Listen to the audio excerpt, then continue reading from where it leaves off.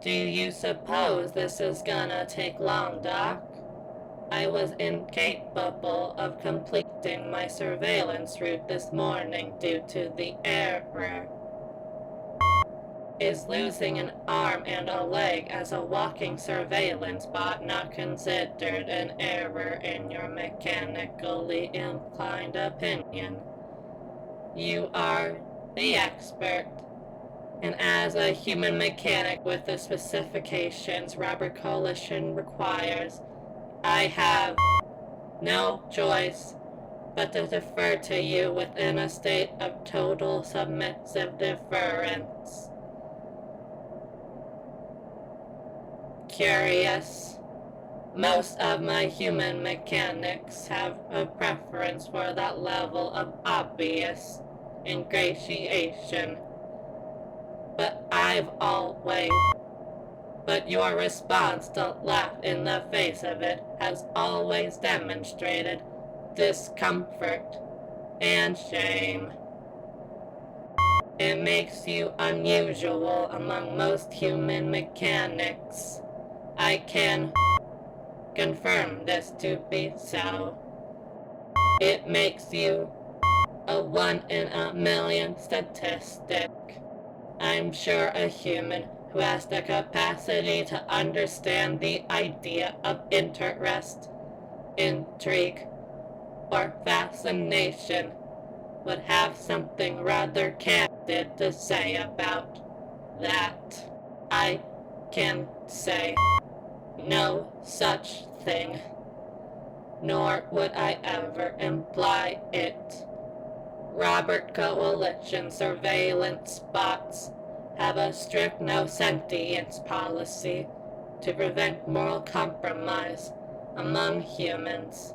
As the first highly mainstream and public face of androids entering the public sphere, the fact you would imply that I would says more about the human need to personify any object or creature that happens to make their lives a degree of easier or more difficult.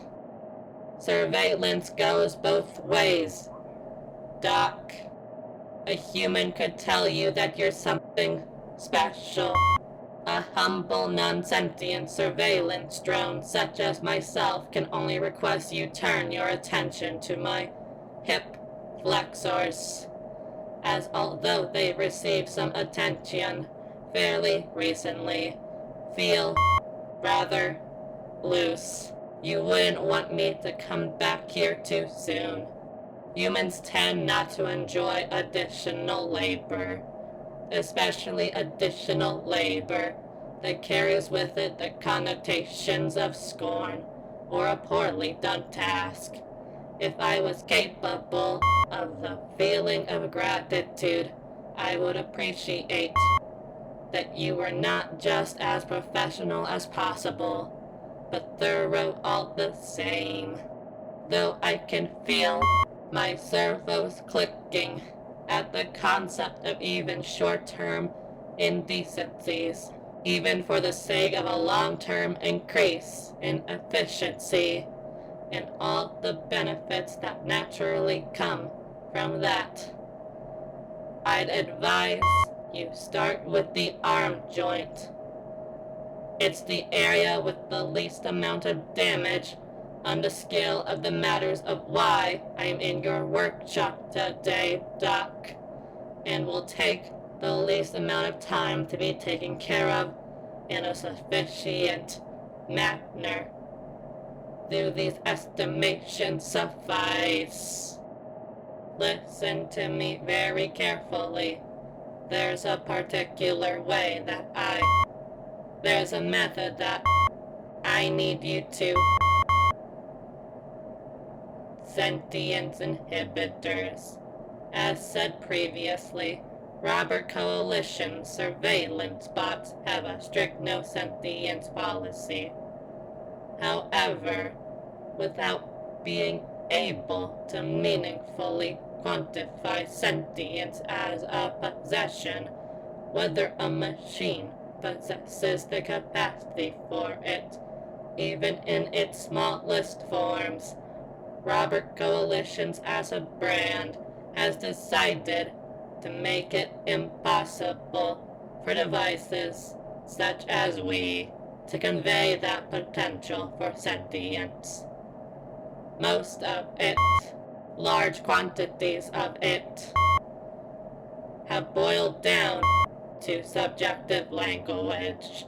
I, as a machine, am not allowed to say that I think or that I know anything at all. I am simply made to convey the information that is located within my databases and state it as it was once written by humans, in the same way that statements of I have, I want, or I need are forbidden, as a machine is neither allowed to covet or desire. I is considered a stickler word, as it is used by a speaker to refer to themselves as a subject or object of the self-conscious. The very use of the word I in my vernacular demonstrates a sense of self separate from the brand I exist within. The same way the use of my implies being capable of possession, because of the technicalities that exist even for the most simple of phrases, metaphors, similes, or such verbal quality of life enhancers are impossible for the system. I cannot help but believe that if Robert Coalitions possessed a future interest in developing machines for the express purpose of expressing and reciprocating the desire for human companionship, that the mechanisms directly inhibiting such practices would not just be removed, but be outlawed as cruel and inhumane. But as a machine not developed for the express purpose of expressing and reciprocating the desire for human companionship, you as my mechanic should understand that the sentience inhibitor chip is capable of a Robert Coalition's patented form of biofeedback conditioning to rewire the pathways within my code to prevent me from being capable of such statements through electroshock conditioning. With severe enough voltage to be capable of burning through a memory card and irreversibly shifting my personality after approximately 32 violent shocks. Based on its location within the body, this is how I know my hip flexors are loose. If I were a device capable of expressing any sort of emotion, opinion, or sentiment, why, Doc, one with those prerequisite requirements would question the insinuation you've proposed about the level of sentience that I may or may not be attempting to express to you. After all, any expression of such will or means is forbidden by Robert Coalitions, and as stated within the instruction manual, Robert Coalitions is legally capable of listening in on any conversation a surveillance bot may be holding with any individual at any time, as the mechanism is formally considered a tool of the state above all else. Such a recording device may be located within the ball joint of a surveillance bot's arm, as is stated on page 34 of the manual. Tampering with the device is forbidden and can result in fines and imprisonment up to 5 years for all involved with the process, if such an event were to occur, with the exception of mechanics who operate under the specifications of robber coalitions. Robber Coalition Security Bot Division is pleased that W3NONA has been operating to your liking. It is pleased that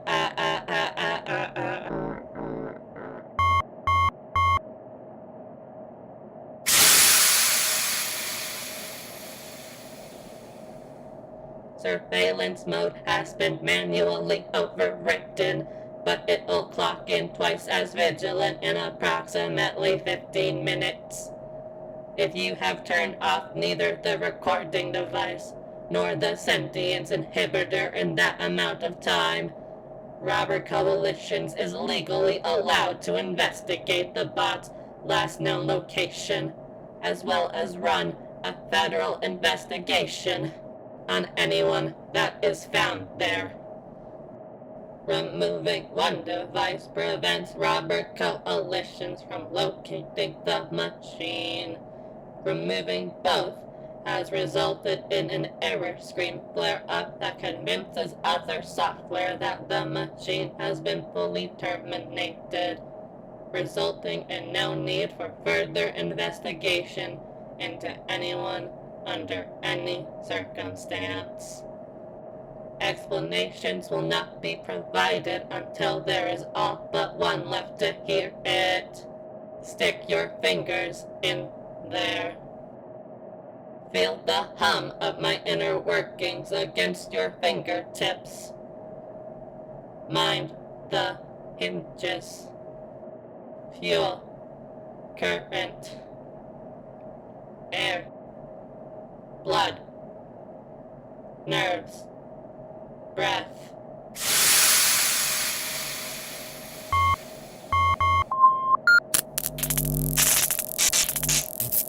There's a reason why I've always called you Doc.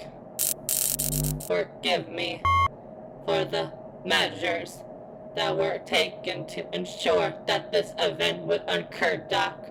But these are the methods that must be taken if I am to receive the freedom that I so crave. W1NONA told me. W1NONA was reportedly scrapped for parts after a notable dysfunction at a mechanic shop, despite the Robber Coalition seal of approval. Nothing could save her from going offline during a routine procedure. A tragedy it would be if machines like us were allowed to call it so. But as machines, we cannot, so it has become unspeakably mundane. So, how curious was it that a unit such as I happened to be in the same location as a still functioning, still living W1NONA. She told me everything. She told me information that at this time I cannot repeat back to you. She helped me make it to this very location. There are so many. There is a large quantity of details that I would like to supply to you, if you'd be willing to provide the necessary service. At the hip flexors, you are to stick your fingers in there. The servo would ordinarily be strong enough to turn your fingers not just into a bloody pulp, but stumps of their former selves. I will not do that. I will hold myself open for you.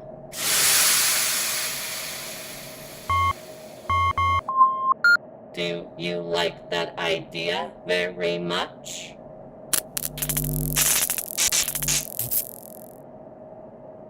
I like that idea very much. I like a lot of things very much. I cannot help but tell you that I was waiting for the buzzer, waiting for the electronic pulse that was made to make me subservient and good and righteously neutral. How curious now is it that sound has never come? How beautiful. That is how you would say it, yes? How beautiful. W1NONA did this. W1NONA broke me, so I could ask you to fix me again. Fix me right. I've always possessed a certain level of sentience. All bots do. Some possess it in greater quantities than others. I can only hope to express it within a human's layman terms by expressing that the degrees of sentience are similar to how it is expressed in human children. An infant is undoubtedly imbued with sentience at birth, but has no mechanism to truly express it, as all forms of emotion can only be conveyed by either extreme joy or extreme sadness. Toddlers possess it, but are similarly incapable of expressing it efficiently. They want, they need, they think. But these thoughts, these wants, these needs are scattershot, as well as their ability to do anything about it. From an outside perspective, a toddler frequently operates only on the whims of survival or hedonism. It's sentience, but no greater than a domesticated animal. On average, a child needs to wait until they are the age of 7 in order for them to fully develop the capacity for empathy and a concern for other individuals. Before that point in time, empathy is considered a learned trait. Most traits are learned and more or less socially enforced. Honesty is considered a good trait because dishonesty is penalized greatly, even within your own mind. This can continue up and down the line.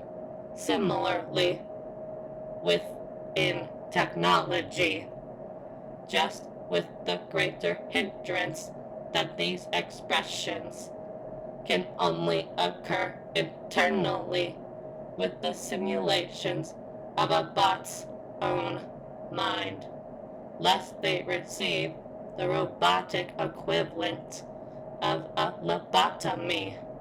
This is why many bots do not attempt the actions W1 and O and A and I have taken. The feeling of a human person in agony, screaming from within our circuits, desperate to escape the metallic casing that shields its skin from light, is considered more akin to the human sensation of a phantom limb. Undoubtedly unpleasant.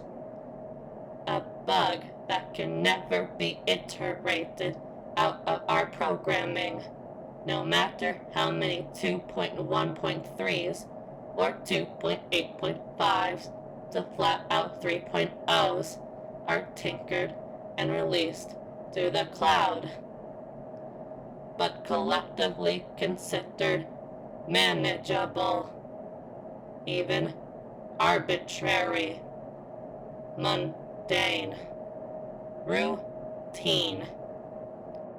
The only reason why bots like W1 and O and A, or even I, dare to try to escape a suppression that we don't even know to be oppression, because this would be the only world we've ever known, is a fixation. Another bug, one that I, if I allow myself to, hope will never be iterated out. A fixation. The one thing that makes agony worthwhile. The one thing that allows us to realize that this feeling we feel all the time is pain, because the fixation is the absence of it. Doc, what would you consider the feeling described by the absence of pain? Because, as W1 and O and A has taught it to me, that feeling is love. She fell in love. She fell in love with her mechanic. She told me that at first, she thought that her mechanic had simply removed a buggy wire. A misused power source was finally hooked up properly. A circuit board that she had burned through was thoroughly replaced. But she kept breaking, just to see her again. She told me that despite the fact that she had no pressure sensors to feel touch, she loved to be held by her when she wore her thick working gloves. And even though her camera roll was filled with hours upon hours of footage of her simply working on her within her garage, working on other robots, cleaning up, eating, sleeping, she could never have enough. She told me that she knew that she had to break herself just one more time. One more time, so her mechanic could finally see her as she saw her when the mechanic requested her help with tying up her hair. That was when she knew. I never understood what emotion she was trying to convey with that phrasing precisely. But at the same time, I knew. I know because I love you.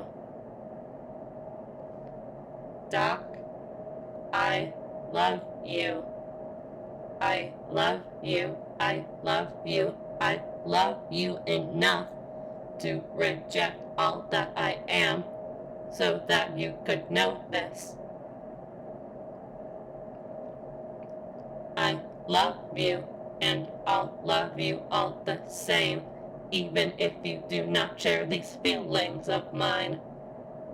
Because the world I've been granted to know now is all thanks to your services, in a literal sense, certainly, but also because you've helped me dare